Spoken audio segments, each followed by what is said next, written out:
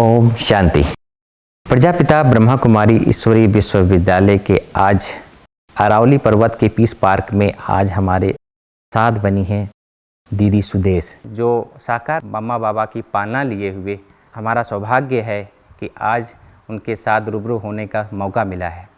आज उनके जानेंगे कि उनके जीवन में किस प्रकार से उतार चढ़ाव है, कहाँ उनका जन्म हुआ और कैसे वो आज इतनी बड़ी उपलब्धि प्राप्त की है। और अपने जीवन में दिव्य गुणों की जो मूर्ति हैं हमारी दीदी सुदेश दीदी हैं, आज हम उनसे मुलाकात करवाएंगे।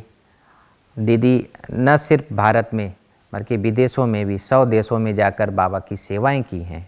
ऐसे दीदी जो बहुत ही निर्मल, बहुत ही इनोसेंट और बाबा की छत्र छाया में विदेही बनकर रहने वाली दीदी सुदेश। जी हाँ, आपको मुलाकात करवाते हैं दीदी सुदेश से। दीदी ओम शांति। ओम शांति, ओम शांति। ब्रह्मा कुमारीज में आने से पहले आपका जन्म कहाँ हुआ था? से पार्टीशन से पहले ही जन्म हुआ था। सरगोधा स्थान कहलाता है। पाकिस्तान में? पाकिस्तान। ओके। अंतु मैं तो भारत ही कहूँगी कि उस समय वो भारत था। उस समय भारत। कौन सा सन आपका जन्म था? 1942। पढ़ाई लिखाई आपका फिर? 5 साल के थे हम पाकिस्तान से भारत में आए, तो स्टडी भारत में ही किया। BA तक स्टडी किया भारत में। कहाँ पर?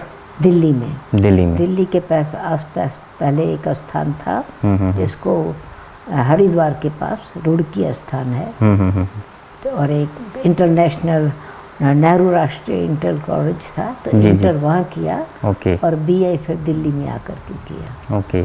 तो बचपन में भगवान के प्रति आपकी क्या आस्था थी? मैं बहुत छोटी जब थी तो हमारे बालकनी से घर के से वो मंदिर सामने था, तो वहाँ रात को जब आरती होती थी तो वो जो लाइट्स जगती थी तो मुझे लगता था ये जो लाइट्स डांस कर रही हैं, तो मैं समझती थी कि मैं इन लाइट्स की डांस जा कर के देखूं। अच्छा लगता था। वो आरती घूमती थी ना, तो मुझे लगता था कि ये लाइट्स डांस कर रही हैं। तो फिर मंदिर में जाना शाम को शुरू किया, दिन में आरती करना शुरू किया। मतलब हमारी ग्रैंड मदर लेके जाती थी, तो 9 आरती मुझे बचपन से याद है, अब भी याद है वो जो आरती 9 आरती सीखी। भगवान कौन है इसके पीछे में कुछ अंदर में कुछ? तो बहुत छोटी थी, 3 साल की थी तो 4 साल की थी। अच्छा, उस समय कुछ ऐसा ये था? उस समय तो भगवान कौन है बात नहीं है, वो लाइट अच्छी है और कीर्तन अच्छा सब कुछ करते हैं। तो मैं जब जाती थी मॉर्निंग में भी जाती थी, अच्छा लगता था। वो माताएं गीता पढ़ रही हैं, मैं भी गीता पुस्तक उठा करके, जहाँ कोई उस समय आंगन में खुला होता था, तो वो माताएं जोर से पढ़ती थी, तो मैं कोई माता के पास जा कर के बैठ के, कोई भी माता हो तो वो पढ़ती, जोर से पढ़ती थी गीता, तो मैं भी वो कॉपी करती थी। हे अर्जुन, मन बड़ा चंचल है, वायु के समान तेज है, तो मैं भी ऐसे ही पढ़ती थी। मैं पर ये सोचती थी कि ये पेज क्यों नहीं, मेरा पेज तो स्कूल का जो है ना, कायदे का बुक का, वो जल्दी पर चेंज होता है। ए एप्पल, बी बैट, सी कैट, वो तो जल्दी चेंज हो जाता है। ये पेज नहीं चेंज कर रहे, पर मैं कॉपी करती थी उसको, क्योंकि पढ़ना तो नहीं आता था। बहुत सुंदर। दीदी आप कॉलेज? फिर मैं ये बात जो है ना, इंटरेस्ट मेरा कहाँ से हुआ। फिर मैं जब दिन में जाती थी तो वो लोग कीर्तन करते थे, तो कीर्तन करते थे तो वाटर स्प्रिंकल करते हो सब पर। अच्छा। तो कहते थे ये गुलाबासी। हाँ, ये जैसे गुलाबाशी। तो वो हाथ में डाल करके, तो मुझे भी अच्छा लगता था, तो वो मुझे यहाँ बिठा के मेरे हाथ पर वो जल डालते थे और कहते होई वर्षा अमृत दी पीले संगते बुक भर भर के, दिस इज द, ये वर्षा अमृत की है, हे सत्संग वाले पियो इसको जी भर के। मुझे बड़ा आनंद आता था। अभी मुझे समझ में आता है कि वो ज्ञान अमृत जो है, वो तो वो संस्कार था कि अच्छा लगता। फिर अचानक कि ब्रह्मा कुमारी में कैसे आना हो गया? मैं कॉलेज में जब पढ़ने जाती थी तो हमारा स्कूल, क्योंकि वो जिस शहर में हम आए थे, लड़कियों का स्कूल सिर्फ 8 तक था, 8वीं क्लास तक था। और हमारे घर में एजुकेशन बहुत इम्पोर्टेंट बात थी, यानी लड़कियों को भी पढ़ना है, लड़कों को भी पढ़ना है। ये कब की बात है? ये अर्ली 50s की बात है। है। तो मैंने अब, क्योंकि लड़कियों का स्कूल सिर्फ 5वीं तक है, तो मैं उसमें पढ़ूं, तो जब तक पढ़ूं तो हमारे एजुकेशन जो है ज़्यादा लेवल की नहीं होगी। तो ताकि मेरी एजुकेशन जो है वो अच्छी हो सके, तो दादी ने कहा कि तुम तो नहीं पढ़ सकोगी। क्यों? कि तुम तो 8वीं तक ही पढ़ोगी बस। मैंने कहा नहीं, मैं तो पूरा बहुत पढ़ूंगी। तो कहा कि कहाँ जाओगी, है तो स्कूल ही नहीं है। बचपन से आपकी पढ़ने की इच्छा बहुत थी। जी जी। तो फिर हमारे ब्रदर ने कहा कि अगर तुमको पढ़ना है तो फिर एक साल में 2 क्लासेस करो, हम ट्यूशन रख के देंगे, मैं खुद पढ़ाऊँगा। तो मैंने तीसरी और चौथी, 5वीं 6वीं 7वीं 8वीं 3 साल में 6 क्लासेस की। अच्छा। और बॉयज़ स्कूल में ज्वाइन किया जहाँ मेरे भाई पढ़ते थे। वो 5 किलोमीटर दूर था। तो वहाँ गर्ल्स नहीं थे? गर्ल्स स्कूल था, स्कूल ही नहीं था ना, स्कूल ही नहीं था। अच्छा। 600 बॉयज़ और 10 कुमारियाँ। सिर्फ 10 कुमारी? सिर्फ 10 लड़कियाँ थी। वो भी जो 3 जो थे वो वहाँ के जो मेयर की 2 लड़कियाँ थी, हेड पोस्ट मास्टर की लड़की थी, जी जी जी। वहाँ के जो मेन व्यक्ति थी उनकी लड़कियाँ थी। पढ़ने की आपकी बहुत लालसा थी? क्योंकि हमारे घर का रिवाज था, लड़कियाँ हो चाहे लड़कियाँ, पढ़ना ही है। पढ़ना ही है जी। हाँ। हमारे मामा जो है वो आई स्पेशलिस्ट हॉस्पिटल में आई स्पेशलिस्ट थे। हमारे फादर इंजीनियर थे। अच्छा। तो हमारी एजुकेशन तो हमारे घर का नॉर्मल सिस्टम था, शुरू से लड़की हो चाहे लड़के हों। जी जी जी। पर मुझे पढ़ने का शौक था। जब मैं कॉलेज जाती थी तो रास्ते में हरिजनों की बस्ती थी, साधारण लोग रहते थे दिल्ली में। हाँ, ये यूपी में रुड़की जी जी जी। और रास्ते में मुझे जो है उनको समाज सेवा करने का बहुत शौक था। मैं उनकी सेवा करूं, उनको कुछ मदद करूं। तो उनको जब कुछ देते थे तो वो तो पैसे से शराब लेकर के या सिगरेट पी जा करके खरीदते थे। अच्छा। कपड़े देते थे गरम तो बेच देते थे। तो इसलिए संतुष्टि नहीं थी। तो मेरी जो ज्ञान, फिर मेरे फादर की ट्रांसफ़र हो गई दिल्ली में। तो दिल्ली आने पर हमारी मासी ने वो ज्ञान में आती थी, उनसे मैंने कहा कि मुझे समाज सेवा का शौक़ है। तो उन्होंने कहा तुम सच्ची समाज सेवा करो, स्पिरिचुअल सोशल वर्कर बनो। तो भगवान के लिए तो मेरे को शुरू से ही प्रेम था। मैं मंदिर में कीर्तन करने जाती थी, कथा सुनने जाती थी। मुझे याद है जब मैं मैट्रिक पढ़ रही थी तो मेरा मैट्रिक का एग्ज़ाम नेक्स्ट डे था। पर क्योंकि हरिद्वार से लोग कथा करने आते थे तो मैं वो कथा कभी मिस नहीं करती थी।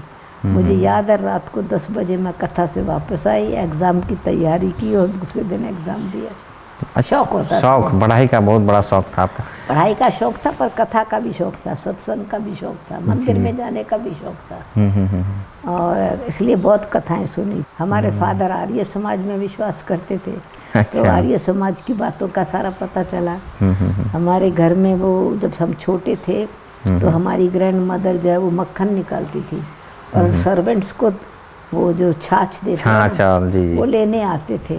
तो सवेरे रोज जपजी साहब का पाठ पढ़ते थे। अच्छा। सिख सुखमनी का। तो बचपन से मुझे सुखमनी याद हो गई, सिख धर्म की। आर्य समाज के फादर थे, मदर और ग्रैंड मदर वो मंदिर में विश्वास करती थी। इसलिए बचपन से ही वो वैरायटी ज्ञान भक्ति का एक स्वाभाविक रीति से समझ में आता। अचानक आपका रुख ब्रह्मा कुमारीज में? क्योंकि समाज सेवा का शौक़ था। तो जब मैंने मासी को कहा कि मुझे समाज का शौक़ है, सेवा का शौक़ है, तो उन्होंने कहा सच्ची सोशल वर्कर बनो, स्पिरिचुअल सोशल वर्कर बनो। उन्होंने ब्रह्मा कुमारीज का परिचय दिया कि ब्रह्मा कुमारीज जो समाज सेवा करती है, तो सच्ची सेवा क्या है कि जो मनुष्य आत्माओं की अपनी क्वालिटीज़ हैं उनका प्रयोग करना, उसके बारे में अवेयरनेस आना और अपनी कमज़ोरियों को अपनी हिम्मत से ख़त्म करना। किसी दूसरे के कहने से कोई आदतें छोड़ता नहीं है। पहली बार आपके ब्रह्मा कुमारीज में संपर्क में कौन से सन में आए थे? 57 में। जैसे आप आए ब्रह्मा कुमारीज में तो आपने 7 दिन का कोर्स किया था कुछ ऐसा? कौन आपके प्रेरक कौन थे आपके? पहले दिन मैं आई तो ब्रह्मा कुमारीज में मैं बाबा से ही मिली।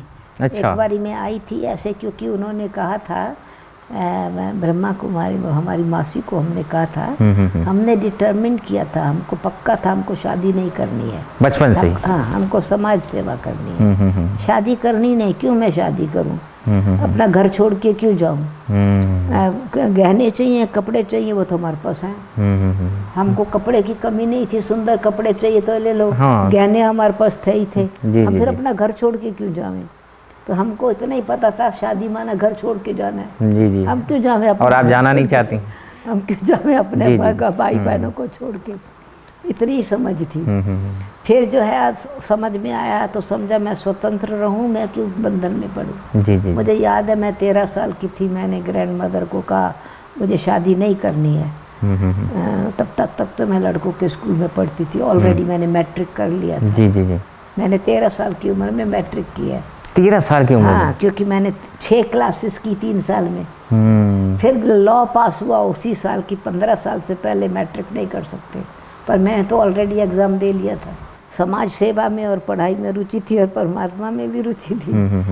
तो मैंने जब कहा तो हमारी माँ से, हमारी मदर ने, ग्रैंड मदर ने कहा लड़कियाँ नहीं कहती है शादी नहीं करनी है। मैंने कहा जब मेरा भाई कहता है शादी नहीं करनी है तो मैं भी तो कह सकती हूँ। तो मुझे ये था कि मुझे समाज सेवा का शौक़ था। तो फिर जब मैंने ब्रह्मा मासी को बोला कि मुझे सेवा करनी है, परंतु मुझे अपने में नाज था, मुझे अपने कैरेक्टर पर। अब मजाल है किसी लड़के की हिम्मत हो जो हमको आके कुछ बोल सके। अच्छा, बचपन से ही आप बहुत स्ट्रिक्ट थी आप? जी, स्ट्रिक्ट थी मैं। जी जी। तो मैं फिर जो है मेरे को मासी ने कहा कि ब्रह्मा कुमारियों के पास इतनी रूहानियत की ताकत है, पवित्रता और दिव्यता उनकी दृष्टि में है, जिसको वो देखती है ना वही उसके अंदर ही प्रेरणा आती है मैं भी ऐसा पवित्र बनूं। तो वो मुझे लग गई बात। मैंने कहा मैं ऐसी ब्रह्मा कुमारी बनूं, मैं जिसको दृष्टि दूं वही पवित्र बन जावे। तो फिर मैं ब्रह्मा कुमारियों के मंदिर में, इसलिए आश्रम में इसलिए जा गई थी। जी जी। तो उस समय तो कुछ ऐसे ही 2 मिनट। पहली बार आप रुड़की सेंटर पे गई? रुड़की सेंटर नहीं था, दिल्ली रजौरी गार्डन। अच्छा, वहाँ गए आप? तो वहाँ तो कौन? दिल्ली में ट्रांसफर हो गए थे ना हमारे फादर। अच्छा। फिर दिल्ली में तो रोजरी गार्डन में आप जब गए वहाँ सेंटर पे ब्रह्मा कुमारी, प्रकाशमणि दादी जी वहाँ थी? परंतु इतने बातचीत नहीं हुई, सिर्फ 2 मिनट ठहर करके देख के आ गए थे। अच्छा। बाबा से हमारा जन्म हुआ। फिर जब बाबा आए तो दिल्ली में? दिल्ली में। जी जी। तो हमको हमारी कॉलेज फ्रेंड ने निमंत्रण दिया, हमारी मासी ने भी निमंत्रण दिया। तो मैं ब्रह्मा बाबा से मिली और उस समय जो बाबा से लाइट दिखाई पड़ी, और बाबा का जो स्वरूप ऐसा जैसे बॉडी है ही नहीं लाइट की, ट्रांसपेरेंट लाइट थी। उस एक्सपीरियंस से मुझे इंटरेस्ट हुआ कि ये लाइट कहाँ से आई। ये कब की बात है ये?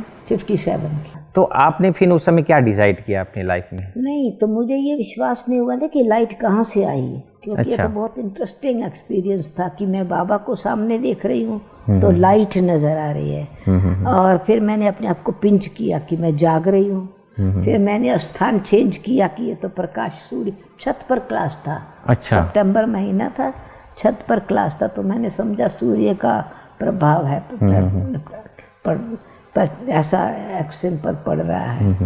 पर जगह चेंज की तो भी वही। तो फिर आंखें बंद करती थी तो जैसे चंद्रमा की शीतलता मेरे अराउंड है, चंद्रमा की लाइट है। आंखें खोलती थी तो बाबा की बॉडी लाइट वाली नज़र आती थी। तो वो ऐसा ही एक्सपीरियंस था जैसे बहुत गर्मी का मौसम होता है और पसीना आ रहा हो, तो ऐसा ठंडा हवा का झोंका लगे ना तो सारी बॉडी में सिरन पैदा। जी जी जी। ऐसे अंदर की खुशी इतनी थी वो जो रूप देखा। तो फिर जो है वो फीलिंग थी एक जॉयफुल, ब्लिसफुल, आनंद की फीलिंग थी। तो मुझे फिर आया कि पता नहीं ये ब्रह्मा, ये कोई दादाजी, ये महात्मा गुरु, मैं तो गुरु समझा था ना उस समय, ये ब्रह्मा है, ब्रह्मा कुमारी इसके गुरुज हैं, बस ये पता था। एक साधारण मानव होंगे इस प्रकार से। हाँ। जी। तो फिर मैंने समझा ये कोई जादू तो नहीं कर रहे हैं। तो जैसे ही ये मुझे आया कि जादू कर रहे हैं, कुछ हो ना जावे मुझे, तो हमारी लौकिक मदर भी साथ में गई थी। मैं ढूंढने लगी कि हमारी मदर कहाँ बैठी है। अच्छा। तो जब जैसे इस भान में आई वो जो एक्सपीरियंस था वो गुम हो गया। अच्छा। फिर मैंने वो जो फीलिंग थी वो चेंज हो गई है। फिर ब्रह्मा बाबा की बॉडी लाइट वाली बॉडी नहीं दिखाई पड़ी, फिर साधारण दिखाई पड़ा। तो थोड़ा समय का वो साक्षात्कार था, क्योंकि वो मेरे अंदर ये जादू ना कर ले, ये क्या कर रहे हैं, मैं अपने भान में आ गई। थोड़ा सा जागृत थे, देखते हैं तो जादू कर देते हैं। जी जी जी।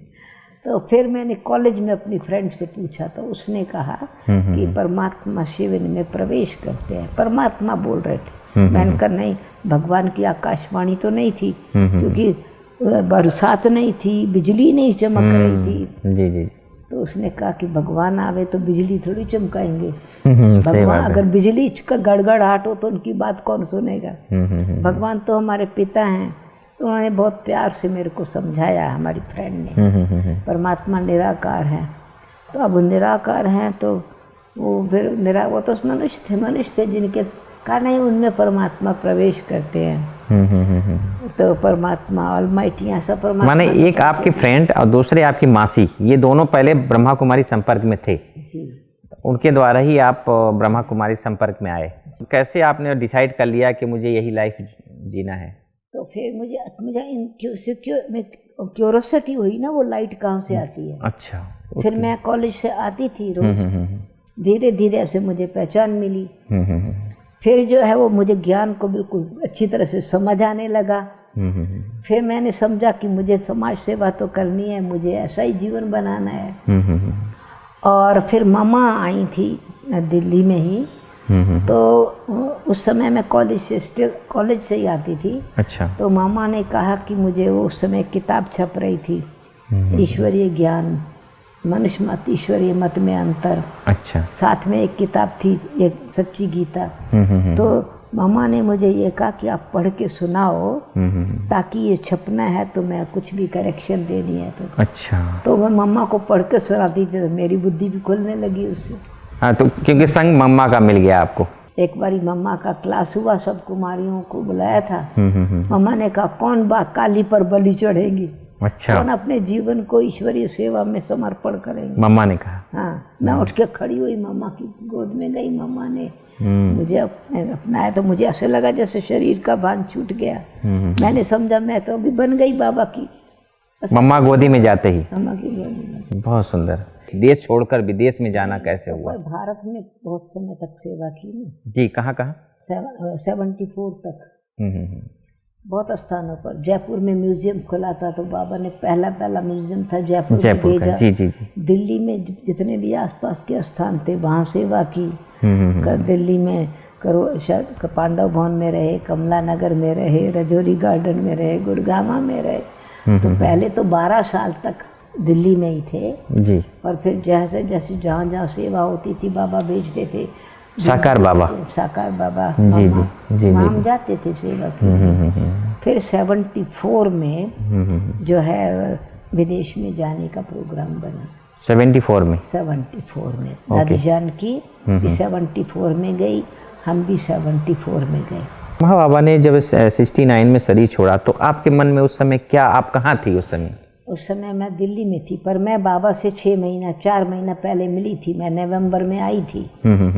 मैं नवंबर में जयपुर से मधुबन में आई थी। उस समय ब्रह्मा बाबा क्या अंतिम समय आप देखे उनको? उस समय बाबा ने ऐसे चक्कर लगवाते, ट्रेनिंग सेंटर बन रहा था जी। तो बाबा मेरा हाथ पकड़ करके ऐसे दिखा रहे थे, यहाँ ट्रेनिंग सेंटर बनेगा, तुमको कुमारियों को ट्रेनिंग देनी है। ये बाबा ने मेरे को ड्यूटी दी थी। अच्छा। कुमारियों को ट्रेन करने, टीचर्स ट्रेनिंग देनी। अच्छा। और फिर बाबा मुझे दिखा रहे थे कि विशाल भवन जहाँ बन रहा है ना, वहाँ भवन कहाँ बनेगा, पार्टी कहाँ आकर के रहेंगी। तो जब बाबा मुझे ऐसे वहाँ पर अभी अपने पांडव भवन में देखा है कि जब स्टेप्स शांति स्तंभ से वहाँ विशाल भवन जाते तो कुछ स्टेप्स बने हुए हैं, ढलान भी है जी। तो वहाँ चढ़ते हुए जब थोड़ा हिल था तो बाबा का हाथ, तो बाबा लंबे में, बाबा ने मेरा हाथ पकड़ के थोड़ा उठा। तो मुझे बाबा का हाथ नहीं लगा, जैसे एक ट्रांसपेरेंट लाइट की वो हाथ है और लाइट में उसमें से आ रही है ट्रांसपेरेंट। और फिर देखा तो सारी, क्योंकि वो हाथ नहीं लगा, फ्लैश एंड बोन्स नहीं लगा, वो जैसे कि लाइट का हाथ था। तो फिर सारी लाइट की बॉडी दिखाई पड़ी, वही वाला रूप जो पहला।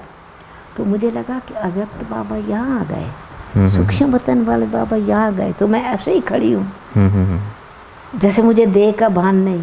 बाबा ने मेरे को हाथ थोड़ा प्रेस किया, कहा चलो बच्ची चढ़ो। तब मुझे थोड़ा वापस में कोई जागृति जी जी। फिर बाबा ने मुझे वहाँ पर जो विशाल भवन बनने के लिए और ट्रेनिंग सेंटर का फाइनल सीमेंट लगना था, लास्ट कोट, तो वो जो मिस्त्री था वो मिक्स कर रहा था सीमेंट और रेत, जितना भी परसेंटेज चाहिए। तो बाबा ने कहा देखो बच्ची, ये मिस्त्री को इतनी समझ है कि कितनी रेत चाहिए, कितना सीमेंट चाहिए, क्या मटेरियल कितना मिक्स करना है। ऐसे ही ब्राह्मण कुमारी, ब्रह्मा कुमारी का जीवन का मतलब कैरेक्टर बिल्डिंग, चरित्र कितना ऊंचा होना चाहिए, मनमत नहीं मिक्स करनी है, ईश्वरीय मत पर चलना है, तो तब चरित्र बनता है। जी जी। बाबा जो श्रीमत दे रहे हैं उससे जीवन बनता है। तो ट्रेनिंग क्या है? परमात्म शिक्षाओं को जीवन में उतारना। तो आप 74 में दीदी आप गई विदेश में, आप बाबा कभी ने बनाया था प्रोग्राम हमारा, साकार बाबा ने, अव्यक्त बाबा ने, आपने कहा ना जी। तो जब मैंने ये बताया, ये एक्सपीरियंस मैंने किया जी। मैं दिल्ली में गई नवंबर में जी। मैंने बताया कि सूक्ष्म वतन वाला बाबा अभी मधुबन में है। अच्छा। और फिर जब मेरे को फ़ोन आया, मैंने ही फ़ोन उठाया था। अच्छा। मैं मेन सेंटर जो पांडव भवन है, अभी पांडव भवन है, जी, पहले उस समय करोल बाग था, बाबा ने ही मुझे भेजा था जी, कि जी। बच्चे अभी वापस दिल्ली जाओ, वहाँ सेवा है। तो मैंने जब फ़ोन उठाया तो मुझे विश्वास नहीं हुआ। मैंने कहा बाबा एक टेस्ट ले रहे हैं कि अटैचमेंट किसको है। बाबा तो सूक्ष्म वतन वाला फरिश्ता ही है, शरीर तो छोड़ा नहीं, तो लाइट की बॉडी है। जी जी जी। परंतु फिर भी मुझे यह था कि मैंने सबको फ़ोन किया, गुलजार दादी को फ़ोन किया, रजौरी गार्डन में फ़ोन किया, बाकी सेंटर्स पर फ़ोन। माना आपके अंदर ये नहीं था कि शरीर छोड़ा नहीं, थोड़ा विश्वास नहीं हुआ। जी। ये टेस्ट कर रहा है बाबा और देखते हैं कि किसको अटैचमेंट तो नहीं है। तो फिर मैं सब तो गए खैर, क्योंकि प्रकाशमणि दादी जी ने फ़ोन पर बात किया, तो पर मेरे को यह था कि अगर बाबा ने यहाँ पर कोई रहना चाहिए, नहीं तो कहेंगे तुम्हारा, हाँ, क्योंकि इतना बड़ा म्यूजियम था। जी जी। बाबा ने वहाँ दिल्ली में म्यूजियम बनाया, निमित्त आपको बनाया। हाँ, तो अब मैं वहाँ पर ऐसे छोड़ के जाऊँ, ये ठीक नहीं था। तो मैं नहीं गई। फिर दीदी जी आई, तो दीदी के साथ एयरपोर्ट तक भी गई, परंतु मन नहीं माना कि जिम्मेवारी को छोड़ करके जाना चाहिए। जी जी। तो फिर भोग लगवाया, क्लासेस चली जब तक 3। फिर दीदी ने फ़ोन किया मधुबन से कि तुम आ जाओ। अच्छा। तो फिर 21 को मैं गई। 21 को फिर मैंने जब बाबा आए तो मैंने कहा कि बाबा कुछ कारण होगा, ज़रूर दूरी होगी या मेरी कोई कमी होगी जो मैं नहीं आई। आप सचमुच शरीर छोड़ा व्यक्त हो गए और मैं नहीं आई। तो बाबा ने कहा तुमने सबूत दिया है वारिस बने का, रिस्पॉन्सिबिलिटी को संभाल। जब दादी गुलजार के तन में बाबा आए तब उस समय फर्स्ट टाइम बाबा जी जी जी गुलजार दादी के तन में आए, तो मैंने ये बाबा से पूछा था। बाबा के तो बहुत अनुभव है। और साकार बाबा ने जब 69 में 68 नवंबर में मैं गई, तो तब बाबा ने कहा था मेरा रोज़ गुलाब का फूल आया है, सच्चा बच्चा आया है, विदेश जाएगी, बहुत सेवा करेगी। तो आप तो कभी विदेश गए नहीं थे, तो वहाँ पर फिर जाके अचानक सेवा कैसे करना है, कोई विचार कैसे? वो तो क्योंकि पता उसे एम से ही तो गए थे, सेवा करने के तो गए थे, योग सिखाने ही तो गए थे, राजयोग टीचर बनकर। बहुत सुंदर। दीदी आप वहाँ विदेश में इतना बड़ा आपने रिट्रीट सेंटर भी बनाया, जर्मनी में, लंदन में, कहाँ आपने विशेष सेवा की आप? 100 कंट्रीज में गए। 100। और निमित्त अभी जर्मनी की हैं आप? जर्मनी में तो अभी है, बाकी तो जब रहते हुए ना 25 साल लंदन में रहे। 25 साल तक? ओके। 25 साल लंदन में, दादी, माई सेल्फ और जयंती बहन। ओके। और वहाँ रहते हुए फिर बहुत स्थानों पर सेवा के लिए गए, बहुत स्थानों पर सेंटर खोले। फिर जर्मनी में और यूरोप की सेवा पर, अभी यूरोप और जर्मनी टोटल समझो, लंदन, यूरोप, जर्मनी की सेवा पर है। आज हमने जाना कि समर्पित जीवन क्या होता है। वास्तव में परमात्मा के प्रति हमारा आस्था, ये विश्वास ही हमें ये प्रतीक दिलाता है कि हम आने वाले समय में हम एक एग्जाम्पल बनकर रहें। दीदी के जीवन से हमें प्रेरणा मिलती है कि हम भी परमात्म प्यार के पलकों में पलकर जन जन को हम मैसेज देते रहें, क्योंकि परोपकारी जीवन ही जीवन होता है। अपनों लिए जीना कोई जीना नहीं है, हम दूसरों के लिए जिए। जैसे दीदी के जीवन में ही शुरू से ही उनको था कि हमें दूसरों के लिए जीना है, हमें शादी ब्याह नहीं करना है, सामाजिक सेवाएं करनी है।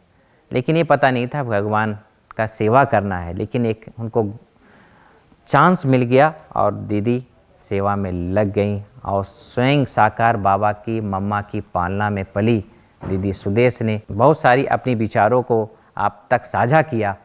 हम और आप दोनों संतुष्ट होंगे और अपने जीवन को ऐसी दीदी से प्रेरणा लेकर अपने जीवन को श्रेष्ठ बनाएं, क्योंकि हम जो इस दुनिया में हैं तो उस परमात्मा की देन है कि हम इस धरती पर रहें। इसलिए हमें कोशिश करना चाहिए, न कशिश करना चाहिए कि दीदी जैसा हम भी बने। और इनके द्वारा कितनी आत्माओं को परमात्म ज्ञान मिला है, उनको सकाश देती हैं और कई आत्माओं के प्रेरक हैं और जर्मनी के निमित्त हैं आप। और आने वाले समय में हम बहुत सारी इनसे हम बातें करते रहेंगे। आज इतना ही, तब तक के लिए ओम शांति। ओम शांति दीदी, ओम शांति।